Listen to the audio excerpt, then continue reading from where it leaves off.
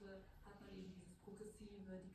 the one hand, you have this progressiveness, the career, the first adult doll, but on the other, this beauty ideal that Barbie embodies, which is completely unrealistic and can also have negative effects on little girls.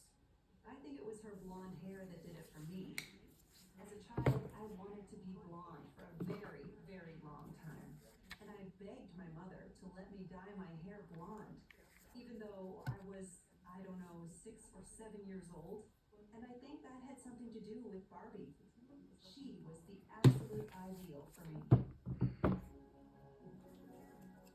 Naturally blonde, the beauty ideal of the 1950s. Blonde meant angelic, virtuous, and sexy. The typical Marilyn Monroe snub nose and cinched waist, the perfect look. When girls say, yes, I want to be like my Barbie, I don't think most parents pick up on it and say, oh, that's a problem and we have to talk about what it means. Instead, it's totally downplayed. It's the first norms, the first boundaries, and the first ideas of what a body should look like. For me, Barbie isn't at all misogynistic because she's living her life to the fullest.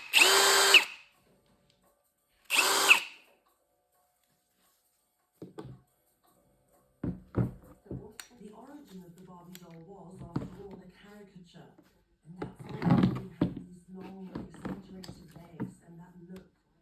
But actually, I always thought of her as a dressmaker's doll. The long legs were good for gripping. It's very important that you can play with a toy, and back in '59, when the first Barbie came onto the market, it was fashionable to wear high pumps